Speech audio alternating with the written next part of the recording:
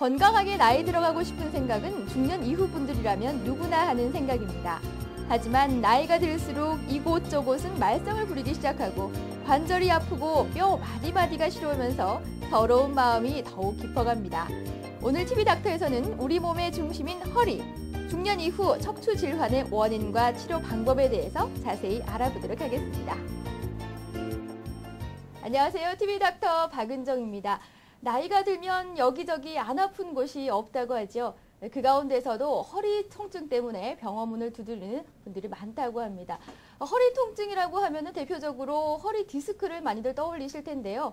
허리 디스크 외에도 중년 이후에는 다양한 허리 질환들이 생길 수가 있다고 합니다. 그래서 오늘 이 시간에는 중년 이후에 나타날 수 있는 허리 질환들에 대해서 자세히 알아보도록 하겠습니다. 도움 말씀 주시기 위해서 본병원 하상훈 원장님 자리 함께하고 계십니다. 안녕하십니까? 네, 안녕하세요. 네, 반갑습니다.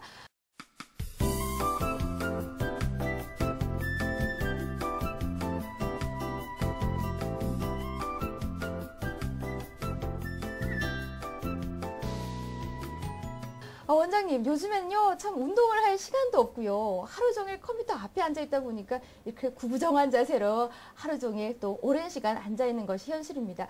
그래서인가요? 허리 아프다는 분들이 참 많이 계세요. 어떻습니까?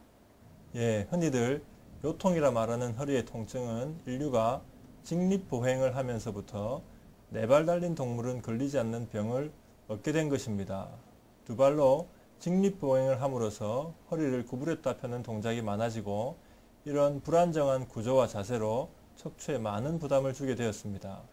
특히 현대사회에서 하루 종일 앉아있는 사무직 종사자들은 복부 및 배 근육이 약해지고 따라서 허리의 유연성마저 떨어져서 사소한 자극이나 충격에도 허리를 쉽게 다쳐 요통에 노출될 위험이 점점 더 높아진다고 볼 수 있습니다.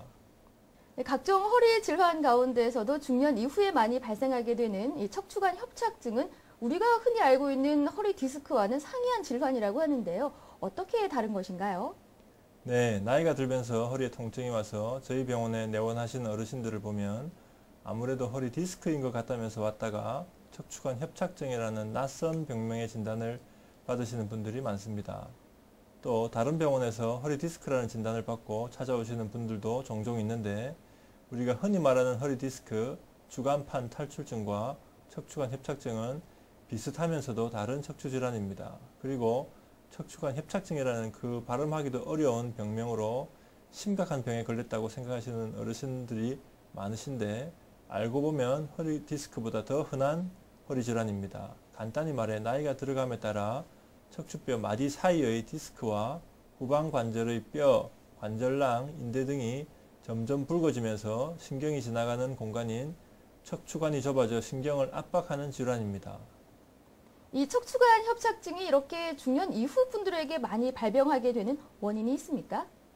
예, 척추관 협착증의 가장 많은 원인은 퇴행성 변화로서 젊은 시절 탱탱한 쿠션 역할을 하던 디스크가 탄력을 잃고 서서히 내려앉아 사방으로 밀려 나오게 되고 이로 인해 신경의 앞쪽이 눌러지게 되고 신경의 뒤쪽에 있는 후방 관절의 뼈와 관절랑, 황인대 등이 두꺼워져 신경이 사방에서 눌러져 신경길이 좁아지는 것입니다.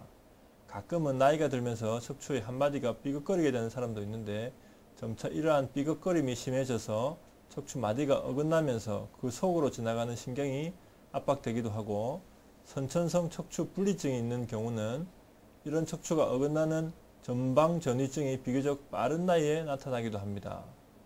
이 사진은 54세 된 여자 환자분으로 수년 전부터 점차 악화되는 허리와 양쪽 엉덩이, 허벅지의 방사통에서 저희 병원을 찾으신 분으로 일반 엑스레이상 허리뼈의 한마디가 어긋나 있고 MRI상에서는 그 속을 지나가는 신경이 심하게 눌러져 있는 것을 확인할 수가 있습니다. 네, 다양한 발병 원인들이 있군요. 처음에는 허리 디스크라고 생각해서 병원에 왔다가 척추관 협착증이라고 판정을 받게 되는 경우가 종종 있다라고 앞서서 언급을 해주셨는데요. 일반인들은 어떤 건지 잘 모르잖아요. 주로 어떤 증상을 보일 때 척추관 협착증을 의심을 볼 수가 있을까요? 예, 가장 먼저 걸으면은 엉덩이, 허벅지, 종아리가 당기고 아파서 쪼그려 앉아 쉬면 증상이 호전되는 신경학적 파행이라는 증상이 특징적이고 허리를 펴거나 반듯하게 누우면 허리나 엉덩이가 아프고 구부리면 통증이 완화되기도 합니다. 때로는 허리의 통증은 전혀 없이 한쪽이나 양쪽 엉덩이가 아프고 허벅지나 종아리 쪽으로 방사통이 있기도 합니다. 그 외에도 엉치가 빠질 듯이 아프거나 고무다리를 붙여놓은 듯 감각이 무뎌지거나 날씨가 흐리면 허리가 뻣뻣해지고 다리 통증, 발시림 증상이 심해지거나 소변을 봐도 시원치 않거나 등과 허리가 점점 굽어지는 것 같다는 등의 증상을 호소하기도 합니다. 네, 오늘 이 시간 보험병원 하상훈 원장님과 함께 중년 이후의 대표적인 허리 질환인 척추관 협착증에 대해서 알아보고 있습니다. 원장님 계속해서 어떤 검사를 통해서 척추관 협착증을 판정을 하게 되는지 알려주시기 바랍니다. 네, 진단에 있어서 가장 중요한 것은 경험이 풍부한 전문의가 그 증상에 대해 환자와 상담을 하고 문진을 하는 것이 가장 중요합니다. 이 협착증이 허리보다는 엉덩이, 허벅지, 종아리나 발목 등의 통증이나 저림감이 주로 있기 때문에 엉뚱한 곳을 치료받다가 증상이 호전되지 않아 내원하시는 경우도 흔히 볼 수 있습니다. 이렇게 상담을 통해 척추관 협착증이라고 판단이 되면 엑스레이 검사와 CT, MRI, 골밀도 등 정밀 검사를 하게 됩니다. 엑스레이는 기본적인 뼈의 배열과 모양을 확인하고 뼈마디의 삐걱거림도 확인할 수가 있습니다. CT는 허리의 횡단면을 확인해 신경길의 압박 정도를 알 수 있고 MRI는 허리의 종단면과 횡단면에서 신경 압박을 가장 정확히 확인할 수 있고 감염이나 종양 등도 가장 정확히 진단할 수가 있습니다.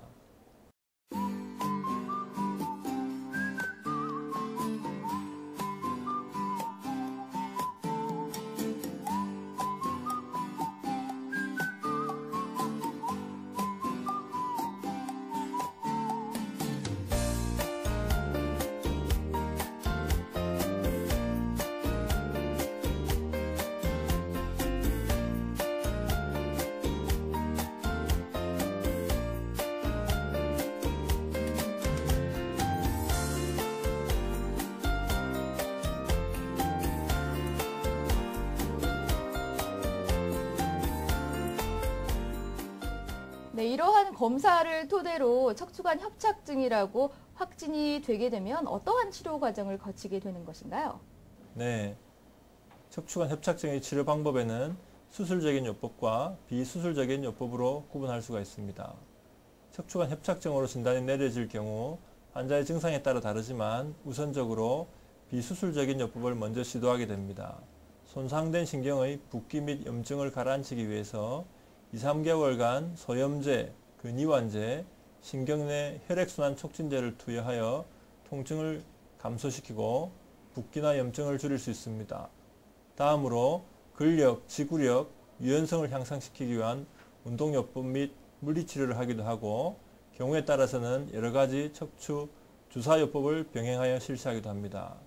80 내지 90%의 환자는 이런 비수술적인 치료로 완쾌가 가능합니다. 하지만 여러가지 비수술적인 치료에도 불구하고 통증이 지속되거나 신경 증상이 있는 경우에는 불가피하게 수술을 하게 됩니다.